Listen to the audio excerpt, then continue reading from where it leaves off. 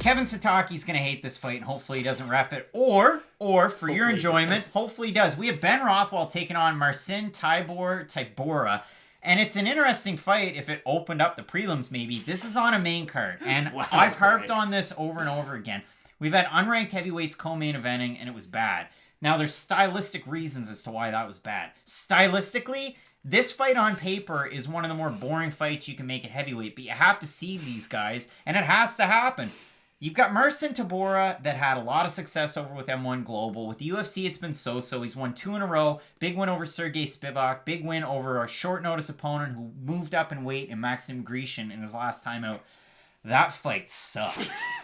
It's rare Craig goes this hard on a matchup. We did, again, all kinds of tape study. I'm very familiar with both fighters, but you go back and you watch that fight against Grishin, you thought, hey, the guy's long. He's going to throw nice kicks. We saw it over with PFL his last time out there. Had a lot of success. Beat Jordan Johnson. I mean, had good fights against him too. And that was a good litmus test because Johnson, you know the pedigree of his wrestling. So there was definitely an opportunity. And I saw a lot of people picking Maxim Grishin to beat Marcin Tybura. Now, the overwhelming wrestling and just the pressure from Tybura, he's one of those fighters that even in the Derek Lewis fight, you go back and watch that, and while he lost it and he got finished, he won the majority of the fight until he got finished. And for Ben Rothwell, he loses to Junior Dos Santos about 4 years ago, has a long layoff due to USADA complications, and then he comes back and drops 2 in a row. You're going to lose to Blagoy-Ivanov. It's tough to look good against Blagoy-Ivanov. Even Augusto Sakai beating him, look bad, especially with the fence grabs. Then Ben Rothwell goes out and he has a fight that I just scratched my head. It was bad. It was really bad. That Oven St. Preux. Well, the Arlovsky fight, sorry. So he loses to Arlovsky. Then he gets a win over a really tough out in Stefan Struve where Dan Miragliotta did most of the helping. And there were some nut shots. And I joke and I kid about that. But Ben Rothwell won that fight. All right, so what do? Well, they give him a guy that, Oven St. Preux, in a one-off at 265 where you worried about OSP. Like you did when OSP fought Menefield, it was boring until it wasn't, and he went full send. But Ben Rothwell, in that OSP fight, was just constantly in your face. The one thing that we don't get out of Ben Rothwell, and this would tickle Dominic Cruz's fancy, we don't get the herky-jerky movement. I'm sorry if you're watching on a phone or on your couch that there was too much movement there. I'm sorry for your cat if you're cooking supper and your cat's watching. We probably threw the poor cat off. But in this fight, Ben Rothwell doesn't do what he used to do. Marcin Tybura still does. Does that matter here? I don't know, but this fight sucks. Okay, wow. So Craig is not a big fan of this fight, and it's understandable. I'm going to try to break this down in a slightly more... I don't even really know. These two guys basically do the same thing. Now, I have been impressed with Marcin Tybura at some stages in his career. The first kind of run he went on before he fought Fabrice Verdum, I thought he looked really good. And the Luis Enrique win is always the one I go back to. And yes, beating Luis Enrique isn't going to tell you a lot about the person, but he knocked him out with a switch kick to the head. And that's just something you don't see a lot in the heavyweight division. Head kicks in general, really. And the fact that he was able to do that with that kind of speed from that one front leg. And I mean, front leg head kicks aren't something most people can do no matter what weight class, but for a heavyweight to be able to do that, I was really impressed. He even landed that same kick on Fabricio Verdum in the 5th round of their fight. So Marcin Tybura can be like really sneaky good in some parts of his fights. The Sergey Spivak performance I thought was actually really nice too, because I was high on Spivak coming off the Tuivasa win, which just shows how dumb I am, I guess, because I was really high on Tai Tuivasa at one point. But the way that Tybura was able to go out there and not just out-grapple another grappler, but really dominate him, I thought it was fairly impressive. Although the fight wasn't exciting, I was still impressed with his performance. Ben Rothwell in that OSP fight was just weird, because OSP, again, light heavyweight moving up, fighting one of the bigger heavyweight fighters, just stylistically was kind of a weird fight. And what's OSP going to do? Going to put his back to the cage and let you come to him. And that's what he did until Ben Rothwell would kind of get sloppy with his striking every now and then. And it just seemed like when OSP could land on Rothwell, he put him down. But Rothwell was just the overwhelming amount of volume. This fight's going to be a lot of clinch work up against the fence. And there's really no other way of putting it. I know Craig's making a big sigh because he knows I'm probably right in this. Because Tybura, he has good takedowns, but Ben Rothwell has good takedown defense. And it's kind of the same vice versa. Both guys I would classify as grapplers, but neither guy is... It's not like Tybura is way better at wrestling and Rothwell's way better at jiu-jitsu. Both guys are about, I'd say, like a 6 out of 10 at both. Now, Rothwell does have some really sneaky submissions, especially if people are shooting on him. The Josh Barnett submissions, one that a lot of people go back to, because he had that like weird guillotine from like his stomach. It was a really odd position, but submitting a guy like Ben Rothwell just really does tell me what level of a grappler you are. Although that was more of a defensive submission. This is something Dan Hardy talks about. There's defensive submissions and offensive submissions. Like a guillotine is a defensive submission. It's like a striker.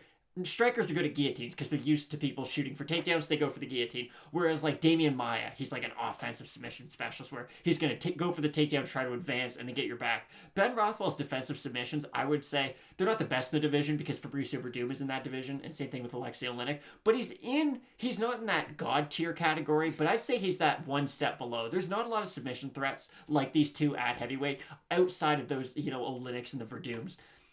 All that being said, this fight's probably going to be a draw. I can see a lot of 10-10 rounds just due to inactivity. I can, of course. I think Ben Rothwell is the better out of these two at striking. I do think the volume of Rothwell is going to be able to win rounds. Again, I'm not going to say this is going to be an exciting fight, but I do think Ben Rothwell has the slightly higher output out of the two fighters, and I don't think Tybura can hit him with a big shot to put him down. If OSP, now again, OSP, a light heavyweight moving up, but OSP's got some pop on his shots, and if he's not able to put Ben Rothwell down while hitting him fairly clean, I don't really see Tybura being able to, so I just think if Rothwell can keep the forward movement, keep his volume, and use a lot of that clinch work, I think he should be able to win what will be a very boring decision. And listen, I mean, Matt, we've classified Marcin Tybura in an odd category that a lot of people disagree with us in the fact that he can be exciting. I mean, like, the kicks, some of the striking, it's a lot more single shots. Sometimes you'll see him just move in a straight line and just kind of throw the kitchen sink at you to initiate the clinch and then the takedown. So he's one of those guys. You see that out of a lot of people. They'll just rush in with a lot of shots. They get clipped sometimes, or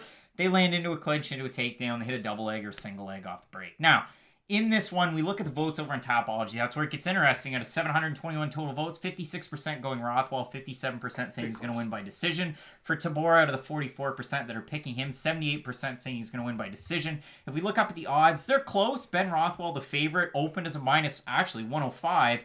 That line dropped immediately. He's now a minus 180 roughly favorite. Tybura opened as a favorite, minus 115, now at plus 150. And it's always interesting when we see a drastic shift in the odds. It's the second biggest shift to Tony Kelly, who actually shifted 59%. So this one, 41% in the favor of Ben Rothwell, according to Best Fight Odds. I always find that interesting. We've seen that a lot lately. It's been the fact that the odds are here, and then right off the hop, there's a huge drop. It's something that we don't see very often. You need to know that. In the last 2 or 3 weeks, it seems like every fight or every other fight, I have to mention it. There's a lot of things to dislike about this fight, which I might have set it off in a negative tone. But overall, I think the pressure and the volume of Ben Rothwell is something that we see time in and time out. It's tried and true. I mean, the striking numbers for both of these guys, actually, Tybura has a positive striking differential. Ben Rothwell is a negative.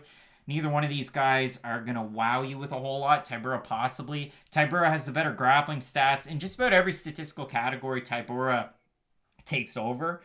Also consider the fact that Ben Rothwell, throughout his UFC tenure, as long as it's been, has fought really tough competition. Now, I know OSP blown up from 205 to 265 isn't great. Blagoy Ivanov's not bad. Arlovsky now is not great. JDS. The win before, I mean, JDS was years ago, but the win over Stefan Struve, it's not like the skyscrapers scraping skies these days. Or windows for that matter, maybe. But I have to reluctantly side with Ben Rothwell on this. I mean, wow. Yikes. This fight, oh boy. I'm just looking forward to the main event. Craig hasn't gone this hard on a fight in a very long time. I do think Ben Rothwell, the things he does better than Marcin Tybura are the things that are going to give him the win. It's the volume striking. It's the clinch work. And again, neither one of those things always make for an exciting fight. I don't think, when I say volume striking, Ben Rothwell is not going to go out there like Yair Rodriguez and just start landing like different combinations and leg kicks. No, it's a lot of just, boxing combinations, move into the clinch, kind of move out. And it's going to be quite basic, but I do think Ben Rothwell is just going to be the slightly more active out of the two and be able to get the decision. Matt, I'd be lying if I said I'm looking forward to this, but we both got Ben Rothwell to get the win, and hey, we are looking forward to a great and odd co-main event, and a great main event. We got Cory Sandhagen taking on Marlon Moraes. For some reason, you have Edson Barboza taking on Mr. Finland, Makwan Amirkhani, so you're going to want to keep it locked in for that, and the rest of the card if you missed out, because we're more joyous than this. And as we always say, Matt, keep it locked in with Fight Night Picks. Let's get into it.